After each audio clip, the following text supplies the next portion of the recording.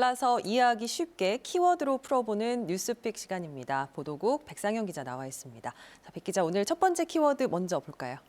네, 오늘의 첫 번째 키워드 우울한 당신을 위하여입니다. 네. 요즘 코로나19 때문에 우울함 느끼는 분들 많죠. 이 코로나 블루, 얼마 전까지만 해도 신조어였는데 이제는 오히려 익숙하게 느껴지는 말입니다. 최근 한국뇌연구원과 서울대의대 안용민 교수팀 등이 발표한 자료를 보면요. 실제로 전 연령대에서 다양한 스트레스를 받으면서 이 우울 위험군이 지난 2018년 3.8%에서 지난해 21.1%로 7배가량 증가했습니다. 코로나 레드도 마찬가지입니다. 코로나 블루를 넘어서 코로나19로 생긴 감정이 분노로 폭발하는 걸 의미합니다. 지하철 등 공공장소에서 마스크를 써달라고 하는 사람을 오히려 때리거나 영업 제한 시간이 다가와 나가달라는 식당 주인을 폭행하는 일도 잇따랐습니다. 네.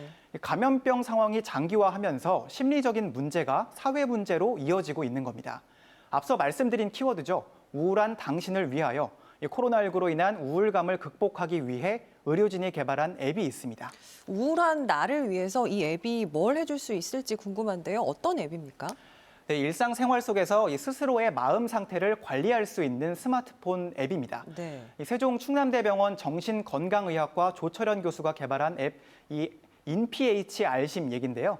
들어가 보면 매일 마음 상태에 따라서 기분과 에너지, 또 불안과 짜증 정도를 수치로 표시하게 돼 있습니다. 또 음주와 카페인 섭취, 또 운동 여부, 이런 생활 방식도 기록하도록 했는데요. 네. 의사와 특정일에 정신 건강에 대해 면담을 하면 평소 심리 상태가 잘 반영되지 않을 수도 있지만 이렇게 매일매일 내 마음을 기록해두면 좀 더 나 자신을 잘 들여다볼 수 있다는 장점이 있습니다. 이 앱을 개발한 조 교수는 이 다양한 심리 상태를 척도로 표시하고 또 그걸 직관적인 그래프 등으로 볼 수 있어서 이 심리 상태의 양상과 경과를 확인할 수 있다고 설명했습니다. 네, 아주 잘만 이용하면 잘 도움을 받을 수 있을 것 같습니다. 다음 키워드 볼까요? 네, 두 번째 키워드는 카세트 테이프의 귀환으로 준비했습니다. 예. 이 손바닥 하나 크기 정도에 들어오는 그 정도 크기에 또 어두운 필름이 돌돌 감겨 있는 이 카세트 테이프. 다시 듣고 싶으면 천천히 되감아 들어야 하는 이 테이프로 이제는 아예 음악을 들어보지 못한 사람들이 더 많을 정도로 추억의 물건이 됐습니다. 그랬던 카세트 테이프가 돌아왔습니다. 카세트 테이프 듣는 사람들 늘었다는 얘기인데 특히 드라마 보고 따라서 다시 쓰게 됐다는 사람이 많았습니다. 이 카세트 테이프 관련 인터넷 카페를 보면 최근 넷플릭스나 왓챠 등 이런 OTT 플랫폼에서 인기가 많은 대만 드라마 상견례를 보고 쓴다는 사람들 많았습니다. 드라마에서는 우연히 선물 받은 카세트 플레이어를 통해 주인공이 과거로 돌아가게 됩니다. 드라마 인기가 굉장히 높은데요.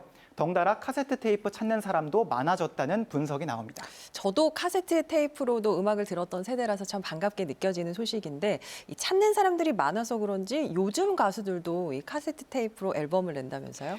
네, 맞습니다. 지난해 BTS도 이 카세트 테이프로 앨범을 발매했습니다.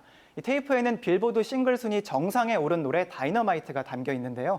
이 테이프를 듣기 위해 팬들은 오래전 카세트 플레이어를 다시 꺼내거나 아예 새로 공동 구매까지 하고 나섰습니다. 이 레이디 가가나 두아리파 같은 해외 팝스타들도 카세트 테이프로 앨범을 냈습니다. 가수들이 디지털 시대의 아날로그 방식인 카세트 테이프를 적극적으로 선택하면서 사용자가 늘어난 측면도 있는 겁니다.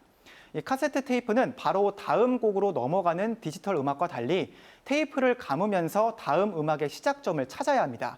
예전에는 이게 불편하다면서 MP3의 등장에 환호했지만 이제는 그런 불편함에도 재미를 느끼는 사람들이 늘어나고 있다는 것. 이 모든 오래된 것에는 힘이 있다는 격언이 생각나는 풍경입니다. 지금까지 뉴스픽이었습니다.